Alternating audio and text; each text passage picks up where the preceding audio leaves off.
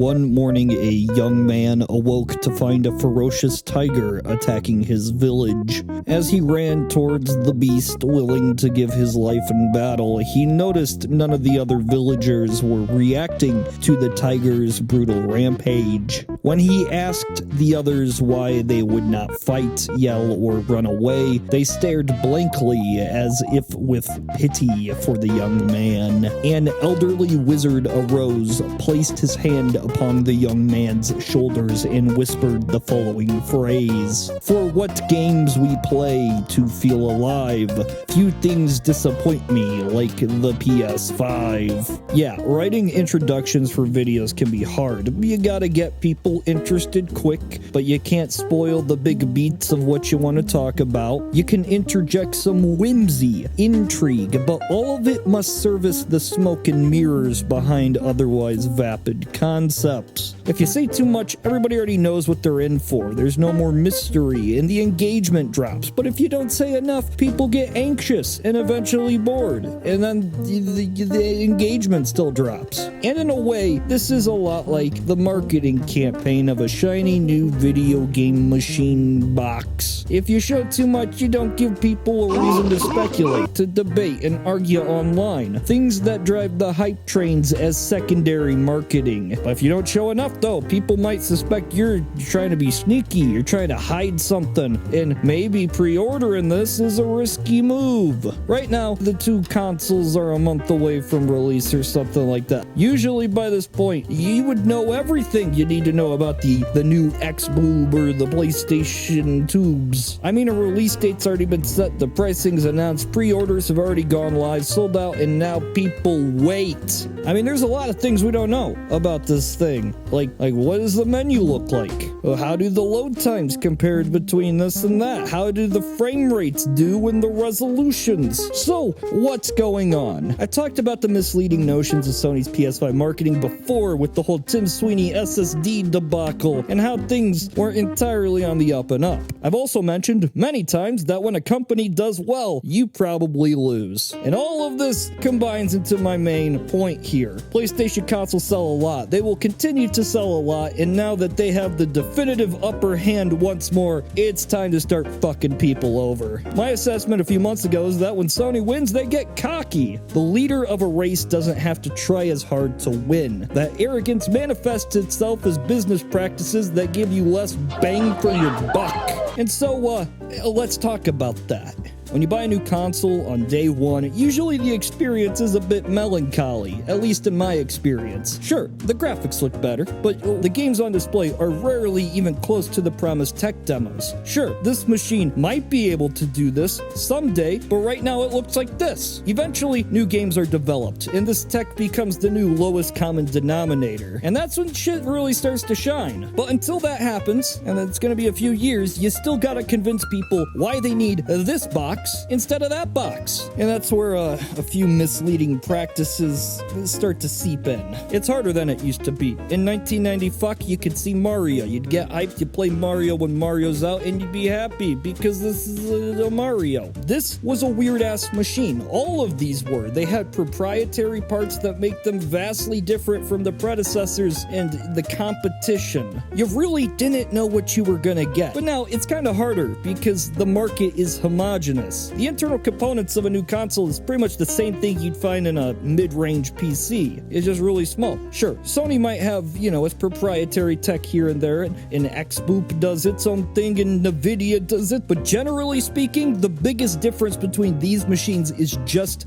the software. And compared to where it used to be, this is pretty good. Most people have a similar experience regardless of the platform they play on, and we have USB and Bluetooth standards, so theoretically, all accessories you buy should be able to last you well beyond the life cycle of this specific box. And as you'd expect, this doesn't really sit well with a consumer electronics company. It means less controller sales and accessory sales. And this is because, PCs don't work like this. On a PC, you get to use any controller. Now, these are the features of an open platform, and from my perspective, Sony looked at this and said, fuck off, I want more money. Hey, you got a PlayStation 4 controller? You can't play PS5 games on it. I mean, sure, it's Bluetooth, so on a technical level, it should just be bloop, bloop, and you got it, and it should work. But no, the PS5 games are just so fucking amazing that the PS4 controllers can't handle them. The PS5 is a definitive leap forward. They are cutting all ties to previous hardware. It's a new generation. But also, these same games, they're gonna be on PlayStation 4. We forgot to mention that earlier. We're not gonna be limited by the bad CPUs and the old hard drives. We're going forward. But then you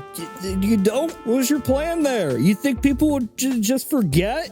I don't have a problem with Sony taking shots at the competition, but I mean, do you think we're stupid? It's bizarre, but it's also hard for me to ever complain about more games on more hardware. The PS4 sold 100 bazillion units, and considering the fickle nature of 2020 economics, who knows how many people are going to shell out for new hardware. If the economy takes a faceplant, it could be the 3 years before these machines are the new standard. But on the front of the PS4 controller can't play PS5 games? No.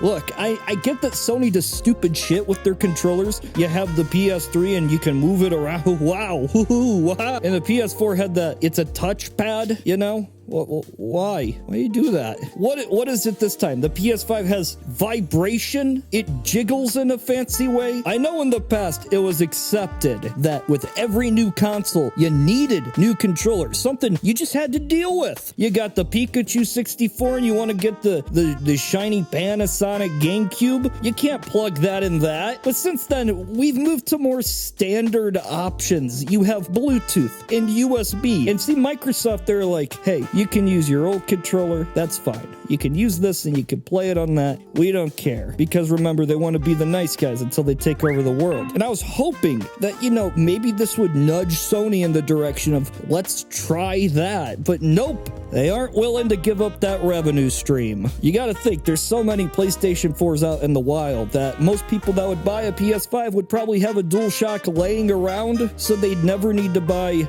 additional accessories. Speaking of money, Sony took the next step in molesting your wallet as they rose the standard cost of a game to $69 US. Now, I've seen some people attempt to justify this, and at first glance, you could make a few arguments. It is true that accounting for inflation, games are cheaper than they normally should be. Also, the actual budget, the cost of making the software for these AAA games, has reportedly increased over the past decade. But you know what? All of this has already been accounted for and paid for by you, the consumer. It's called microtransactions. So yes, budgets cost more, and games seemingly cost less on the surface, but these microtransactions make it so profits have never been higher. And strangely enough, before Sony jumped in, it was the most microtransaction-fueled publishers who increased the price in the first place. It wasn't the teams that were, actually spending the most amount of money to develop games. This is not $10 more upfront and, hey, you don't have to deal with microtransactions anymore. It's $10 more and you're still gonna get microtransactions. There is no benefit to any of this. The only real reason is they do it because they can do it. And much of the PlayStation brand's income is microtransactions already, so this move was just,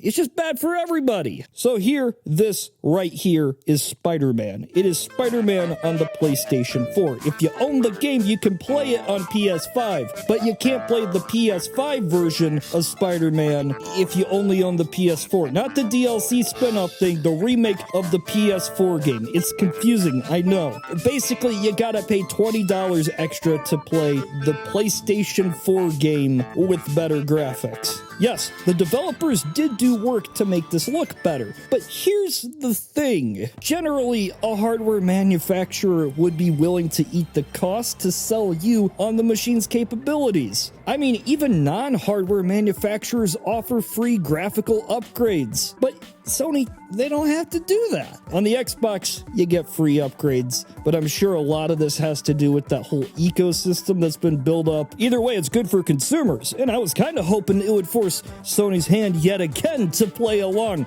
but no. And yeah, I know, all these complaints will fall on deaf ears to those who could make a difference, because this is just another pseudo-monopoly of the consumer electronics world. For millions of people out there, for most people that will buy this or this, there is no question of consumer practices. Most people just see this like a VCR or a Blu-ray player. Either way, to them, it is a video game machine, not something to think too hard about. And outside of America and a few other regions, it's not even like this thing exists. It's just the big ol' PlayStation. And that is why Sony can do all this. Unless they start shitting inside each and every disk drive, I'm fairly certain sales numbers won't drop off too hard. And so they don't have to try to be nice anymore. And that's just, that's